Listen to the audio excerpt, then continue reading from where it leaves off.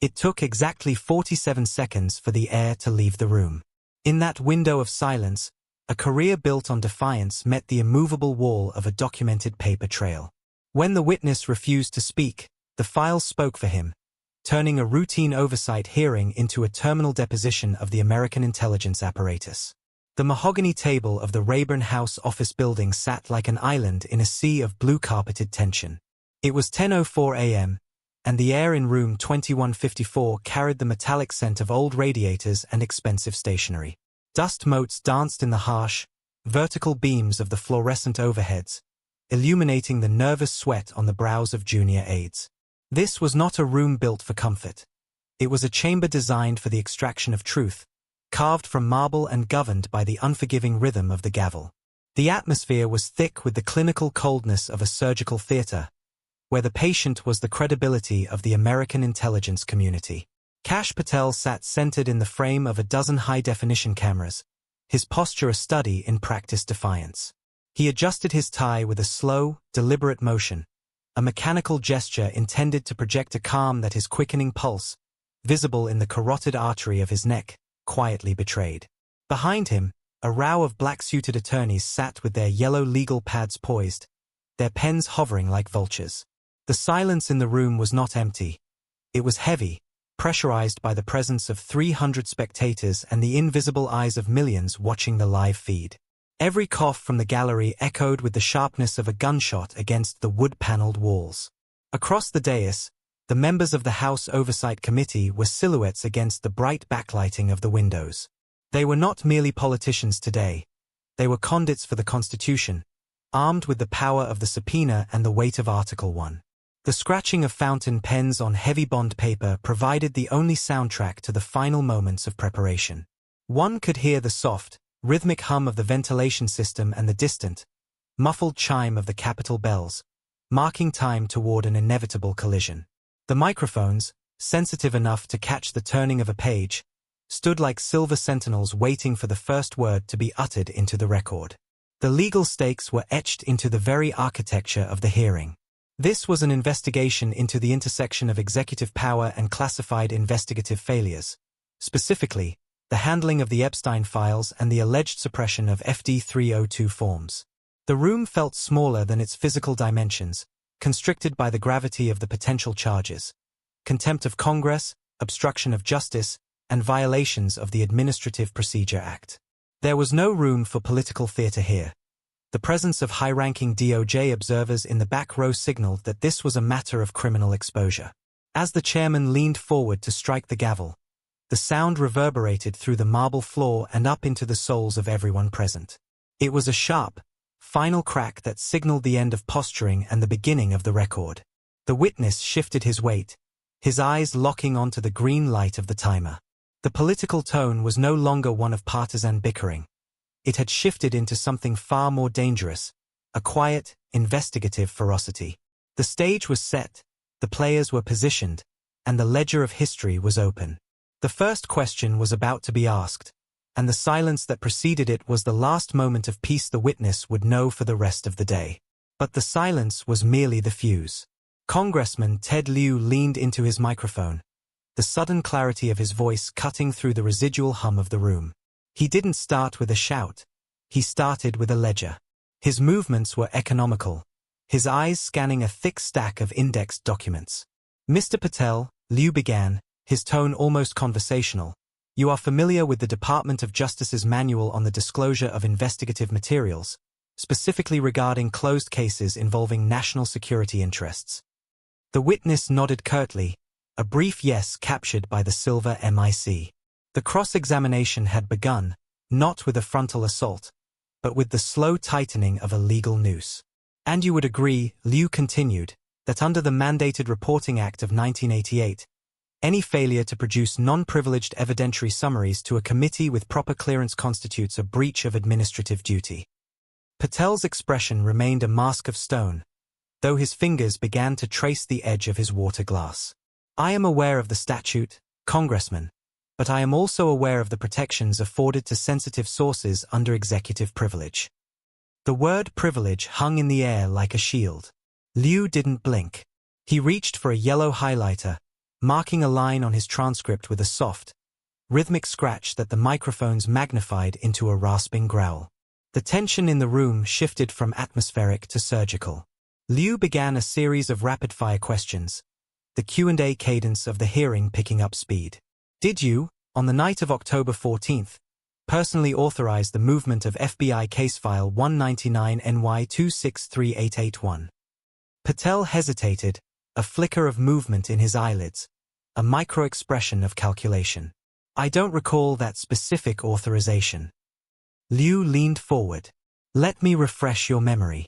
Does Section 702 of the Foreign Intelligence Surveillance Act ring a bell in the context of the Epstein surveillance logs? The mention of FISA 702 sent a ripple through the back row of DOJ observers. One aide whispered urgently into the ear of a senior official. The legal ground was shifting from simple oversight to the high-stakes territory of intelligence law. The sensory details of the room began to mirror the escalating pressure. The witness's breathing had become shallow, a slight tremor now visible in the hand he used to adjust his papers.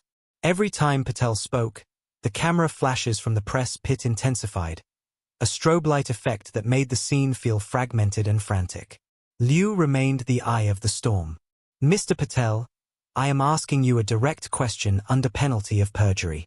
Did the FBI possess direct video evidence of high-ranking officials at the Epstein residence that was subsequently removed from the central server? The silence that followed was 5 seconds of pure, unadulterated wait. Patel's jaw tightened. I cannot discuss ongoing matters of intelligence gathering, as per the non-disclosure agreement signed during my tenure. It was a classic stall, a legal wall built of bureaucratic brick. But Lieu was already reaching for a blue folder, the centerpiece of his trap. He looked up from the folder, his gaze locking onto Patel's with a predatory stillness. We aren't talking about intelligence gathering anymore, Mr. Patel. We are talking about the concealment of evidence. He slid the folder across the mahogany table toward the witness, the sound of the cardboard skidding against wood echoing through the silent chamber. The room held its breath. The senators on the dais stopped their whispering. Even the court reporter seemed to pause. The legal tension had reached its first breaking point. Liu's voice dropped an octave, becoming a cold, clinical whisper. Open the folder, Mr. Patel. Tell the committee why your signature is on a disposal warrant for files that, according to your previous testimony, never existed.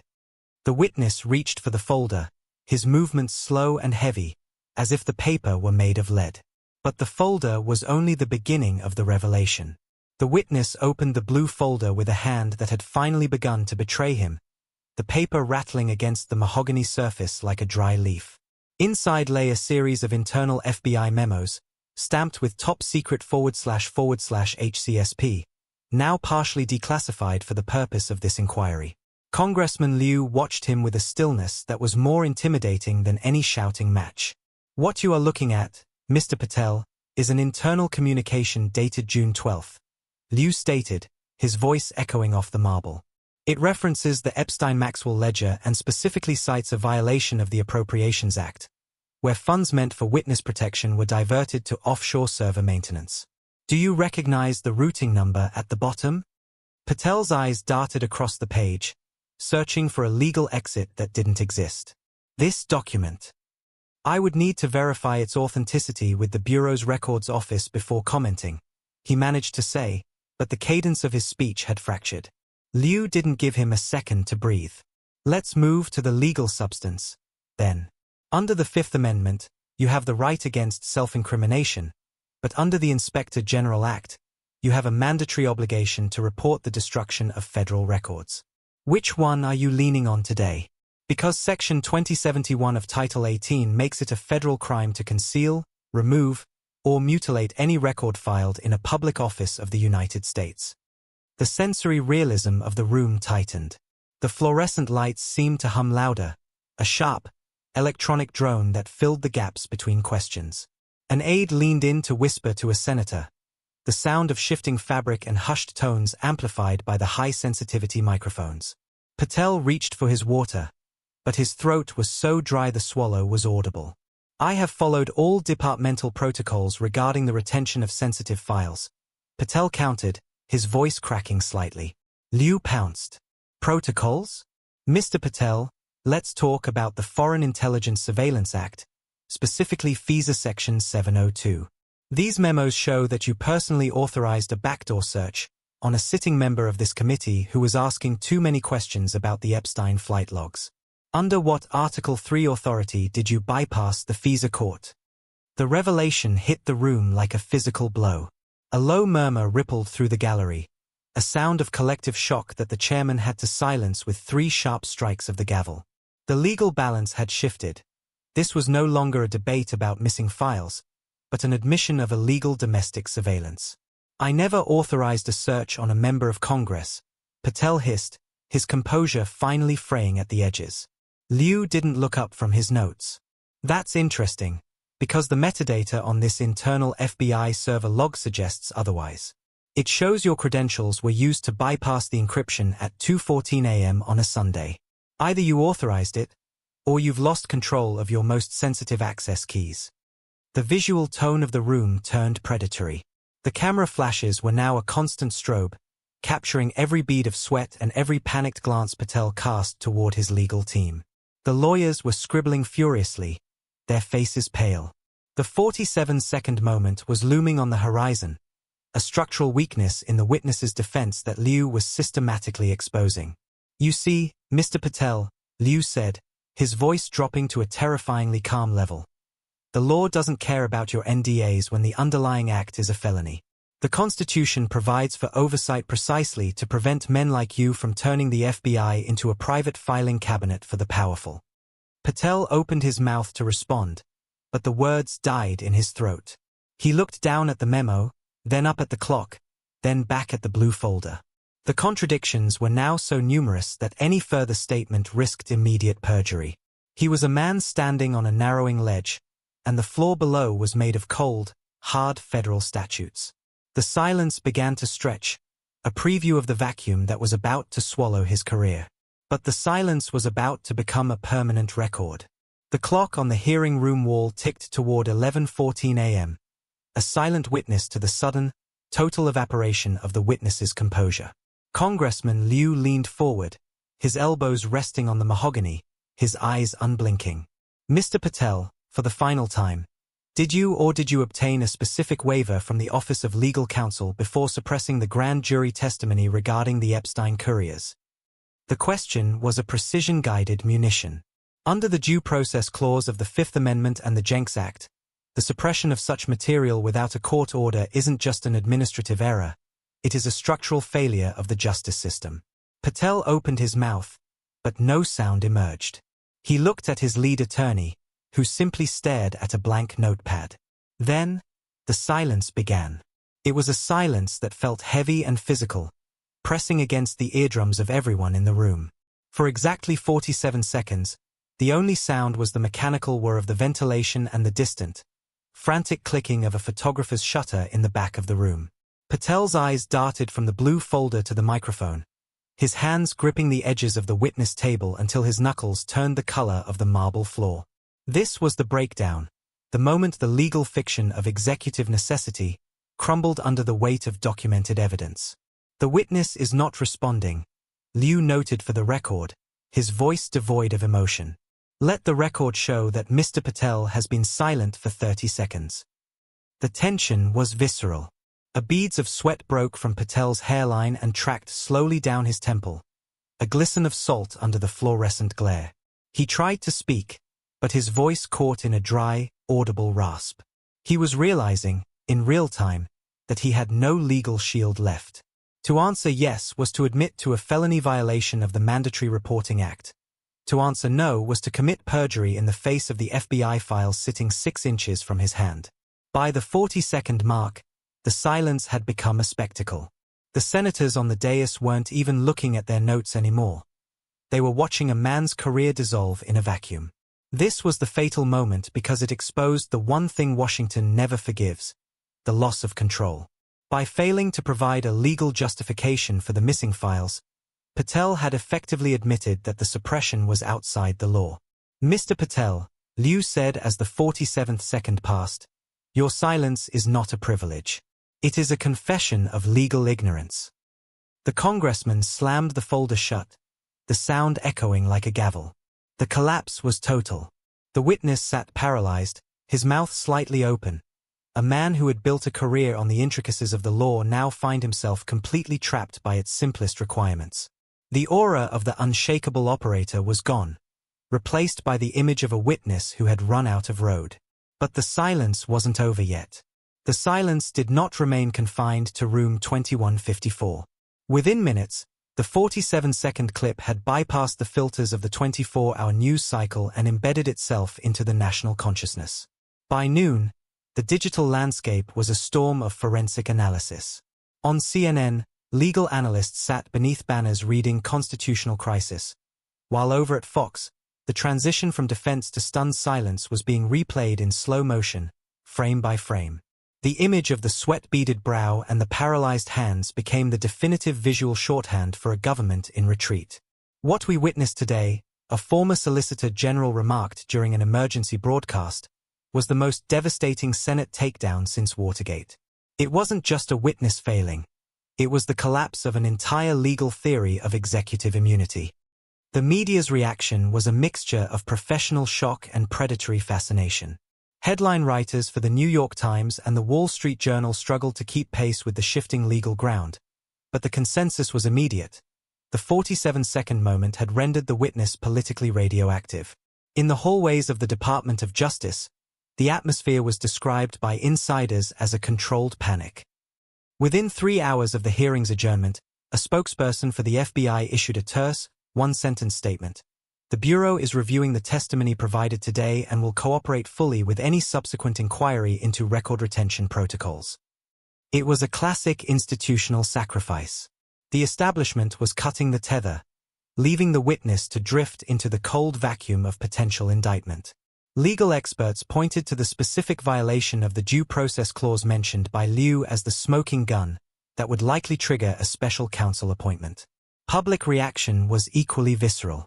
Social media was flooded with side-by-side comparisons of the witness's previous confident interviews and the hollow-eyed stare of the 47th second. The term legal ignorance began to trend globally, turned into a meme of institutional failure. For the average citizen, the Epstein files had always been a symbol of elite untouchability. Seeing a high-ranking official rendered speechless by those very files provided a rare, cathartic moment of perceived accountability. The myth of the deep state architect had been replaced by the reality of a man trapped by a paper trail he thought he had burned. By the evening news, the consequences had moved from the digital to the structural. 2 members of the Senate Judiciary Committee called for an immediate freeze on all pending DOJ appropriations until the blue folder memos were produced in their entirety. The fallout was no longer just about one man's career. It was an institutional tremor that threatened to shake the foundations of the FBI's oversight autonomy. As one anchor put it, for 47 seconds, America watched competence collapse, and tonight, the echoes of that silence are being heard in every corner of the Capitol. The political machine was already beginning to reset its gears, preparing to purge the anomaly. The heavy oak doors of the committee room finally swung shut, muffling the chaotic roar of the press corps outside. Inside, the cleanup had already begun, a silent, mechanical process of aides gathering discarded water bottles and stacking the hundreds of pages of evidence that had served as a gallows. The marble hallways of the Capitol, usually vibrant with the hum of legislative business, felt strangely hollow. The air was cold, carrying the weight of a day that would be studied in law schools for decades. It was the kind of silence that follows a controlled demolition. The dust had settled, but the landscape was irrevocably changed. In the aftermath, the legal reality remained the only constant. The failure wasn't found in a lack of charisma or a lapse in memory, but in a fundamental disregard for the Administrative Procedure Act and the basic tenets of Article 1 oversight. Washington is a city built on the accumulation of paper, and as the witness discovered, those papers eventually form a cage. The constitutional logic that had been tested was clear. No individual, regardless of their proximity to power or their access to the nation's darkest secrets, is exempt from the obligation of transparency when the law demands an accounting. The blue folder was not just a collection of memos. It was a reminder that in a democracy, the record is the ultimate authority. As the sun began to set over the Potomac, casting long, bruised shadows across the mall.